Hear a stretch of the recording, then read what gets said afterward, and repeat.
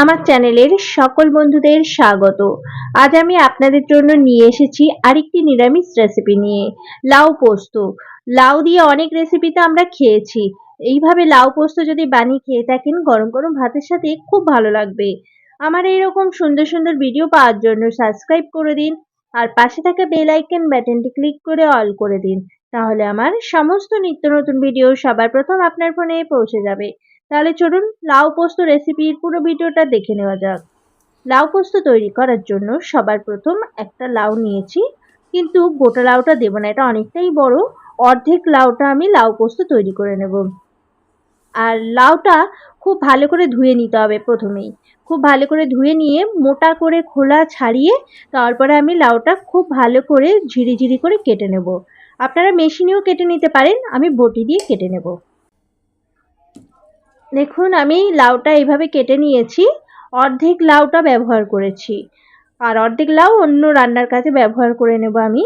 আর লাউয়ের খোলাটা দেখুন খুব মোটা করেই ছাড়িয়ে নিয়েছি আর ভালো করে ধুয়ে নিয়ে কেটেছি। এরকম ঝিরি করে কেটেছি যতটা পেরেছি। আপনারা চাইলে এর থেকেও মিহি করে কেটে নিতে পারেন।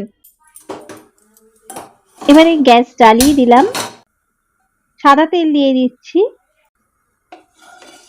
তেল গরম হয়ে গেছে, এবারে ফোড়নে শুকনো লঙ্কা আর তেজপাতা দিয়ে দিলাম। শুকনো লঙ্কা তেজপাতাটা প্রথমে ভেজে নিচ্ছি। কালো জিরে দিয়ে দিলাম। কালো জিরেটা একটু সামান্য ভেজে নেব, খুব বেশি ভাজবেন না কালো জিরে, তাহলে তেতো হয়ে যাবে। আর যে লাউ কুচিয়ে রেখেছিলাম অর্ধেকটা প্রথমে তেলের মধ্যে দিয়ে দিলাম। অর্ধেকটা প্রথমে একটু ভালো করে নেড়ে চেড়ে নিচ্ছি, তা নাহলে সবটা দিয়ে দিলে নাড়তে খুব অসুবিধা হবে।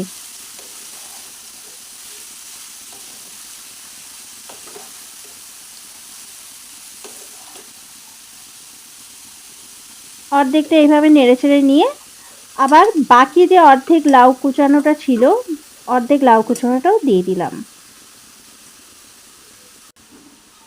নুন দিয়ে দিলাম স্বাদ মতো, হলুদ দিয়ে দিলাম, দিয়ে আবারও ভালো করে এইভাবে নেড়ে নিচ্ছি।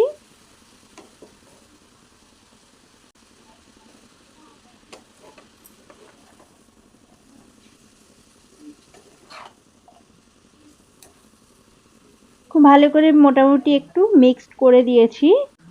এবারে আদা বাটা দিয়ে দিলাম আর কাঁচা লঙ্কা বাটা দিয়ে দিলাম। আপনারা যেরকম ঝাল খাবেন সেই রকমই কাঁচা লঙ্কা বাটা ব্যবহার করবেন। এইভাবে আদা আর কাঁচা লঙ্কা বাটার সঙ্গে খুব ভালো করে মিক্সড করে দিচ্ছি।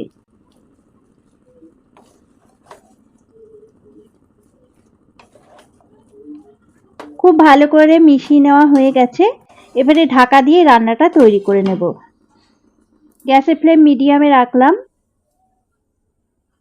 কিছুক্ষণ পর ঢাকা খুলে এইভাবে বেশ কয়েকবার নেড়ে দিতে হবে, তাহলে লাউগুলো খুব ভালোভাবে সিদ্ধ হয়ে যাবে। দেখুন কতটা জল ছেড়েছে লাউ থেকে, আরও অনেকটাই জল ছাড়বে, আর এই জলেই লাউ সিদ্ধ হয়ে যাবে, আলাদা করে আর জল দেবার প্রয়োজন নেই। আবারও ঢাকা দিয়ে দেব। দেখুন কিছুক্ষণ পর আবার ঢাকা খুলে এইভাবে নেড়ে দিচ্ছি। আর লাউটা দেখুন কতটা কমে গেছে, অনেকটাই ছিল, আর লাউ সিদ্ধও হয়ে গেছে, এই জলেই সিদ্ধ হয়ে গেছে। এবারে পোস্ত বাটা দিয়ে দিচ্ছি। 4 চামচ পোস্ত বাটা দিয়ে দিলাম। পোস্তর সঙ্গে এইভাবে লাউটা ভালো করে মিক্স করে নিচ্ছি। লাউ সিদ্ধ হয়ে যাবে, তারপরে পোস্ত বাটাটা দিয়ে দেবেন। পোস্ত বাটাটাও খুব ভালো করে লাউয়ের সাথে মিক্স করে দিলাম। আবারও ঢাকা দিয়ে দিচ্ছি। গ্যাসের ফ্লেম আমি মিডিয়ামেই রেখেছি। দেখুন আমার প্রায় রেডি হয়ে এসেছে, জলটা অনেকটাই কমে গেছে।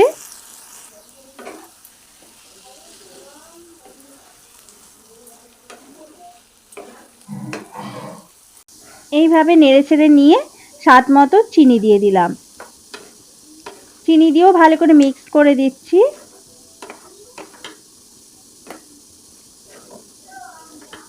এইভাবে একটু নেড়েচেড়ে নিয়ে গ্যাসের ফ্লেম এবার হাই করে দেব। গ্যাস বন্ধ করে দেব। এবারে আমার একদম রেডি হয়ে গেছে লাউ পোস্ত।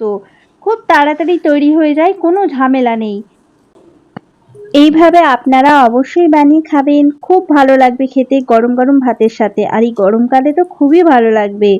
আমার ভিডিওটা যদি আপনাদের ভালো লেগে থাকে লাইক করে দেবেন, আর কমেন্ট বক্সে জানাতে ভুলবেন না কিন্তু, আর বন্ধুদের কাছে শেয়ার করে দেবেন।